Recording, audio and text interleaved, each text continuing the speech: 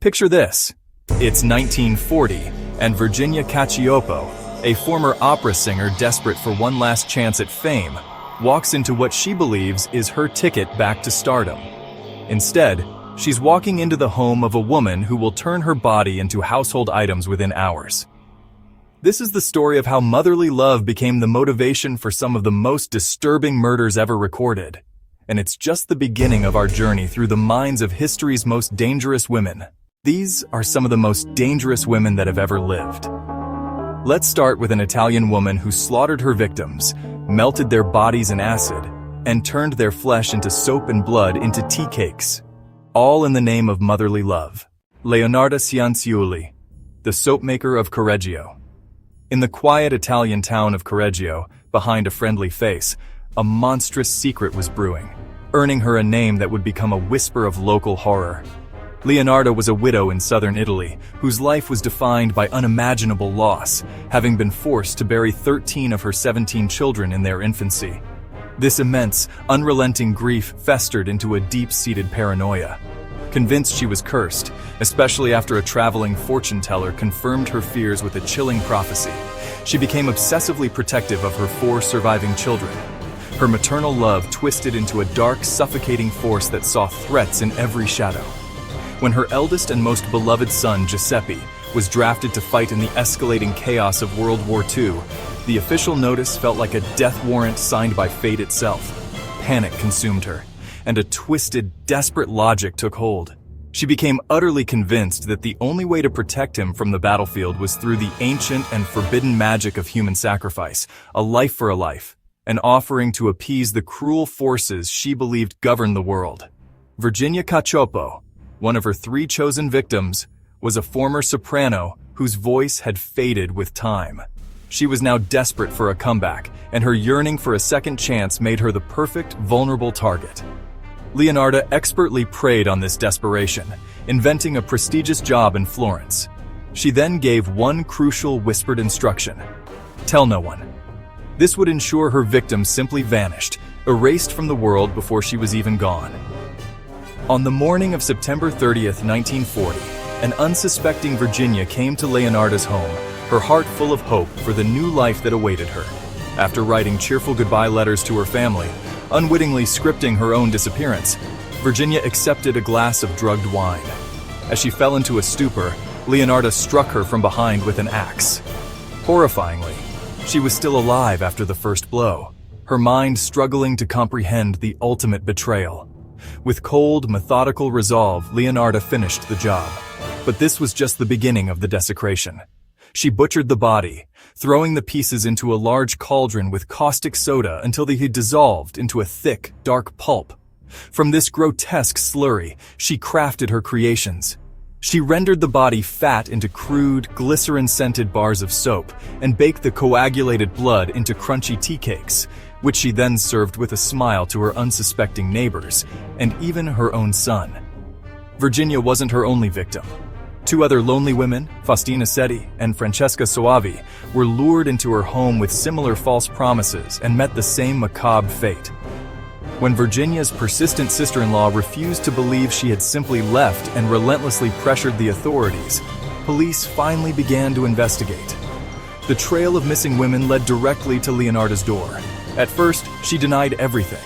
But when investigators suggested her beloved son Giuseppe was involved, her fierce maternal instinct overrode all else.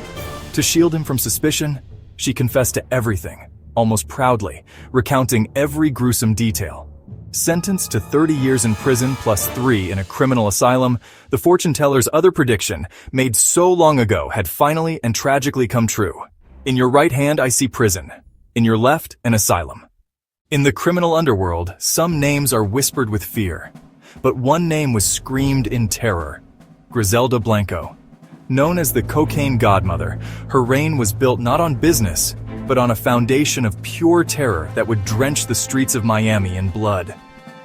Born into the desperate slums of Colombia in 1943, a darkness took root early. At the tender age of 11, she allegedly kidnapped a young boy. When his family refused the ransom, she placed a gun to the child's head and pulled the trigger. A chilling prelude to her reign. By the 1970s, she descended upon Miami, transforming its paradise into her personal hunting ground. She pioneered the cocaine pipeline from Colombia to the US, but her true innovation was the sheer brutality she used to protect her empire, igniting the cocaine cowboy wars. Her calling card was a terrifying spectacle: the motorcycle assassination. The sudden roar of an engine, a flash of steel, and a storm of bullets from machine guns. Two hitmen on one bike would appear from nowhere, unleash a torrent of lead, and vanish, leaving only chaos and death. Even those who shared her bed were not safe. She earned the nickname the Black Widow after her 3 husbands all met violent ends, allegedly at her command once they outlived their usefulness. Her cruelty knew no bounds. She once dispatched assassins to a rival's home during his son's birthday party. The sounds of celebration were shattered by gunfire. When the smoke cleared, the target's 2-year-old son was among the dead. For Griselda, there were no innocents.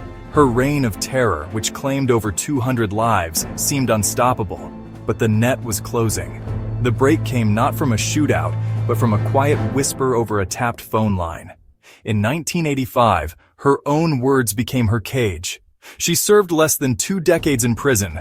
Released in 2004 and deported to Colombia, she lived in quiet obscurity. But the past has a long memory. On September 3, 2012, as the 69-year-old Blanco stepped out of a butcher's shop, a motorcycle echoed down the street.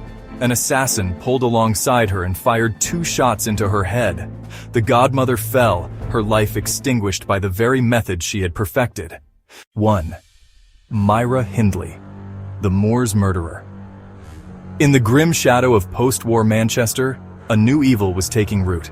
It wore a human face, a peroxide blonde hairdo, and a chillingly vacant stare.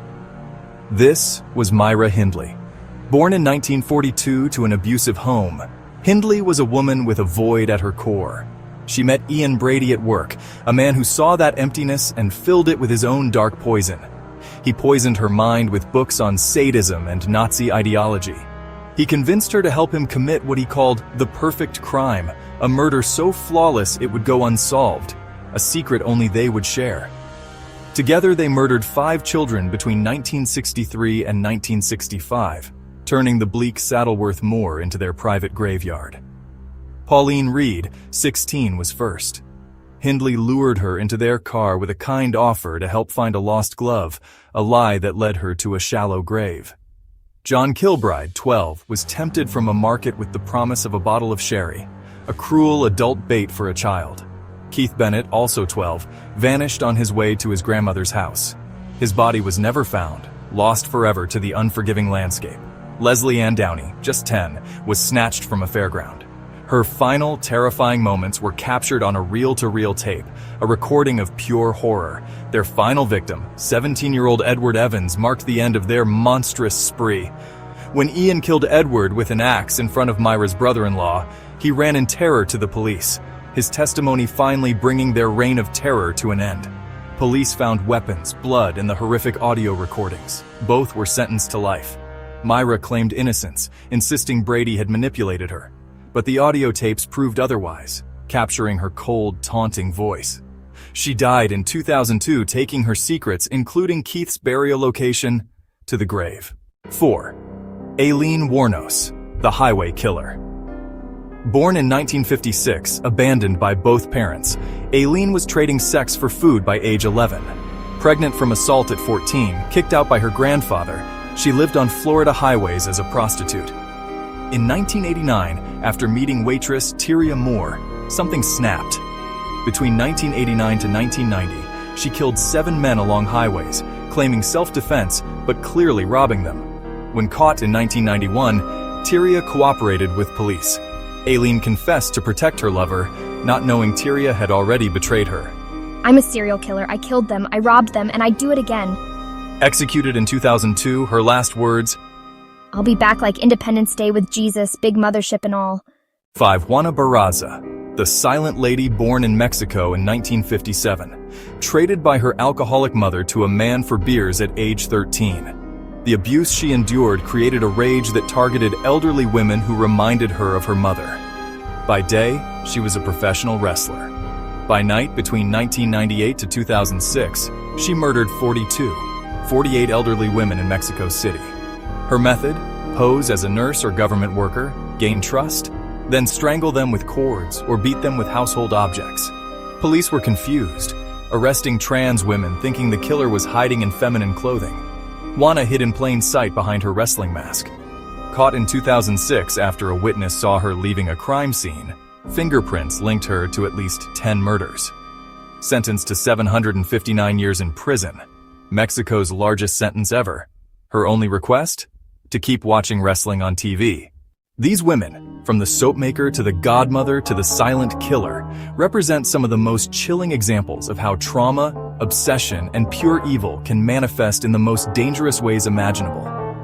Their stories remind us that evil knows no gender, and the most innocent faces can hide the darkest hearts.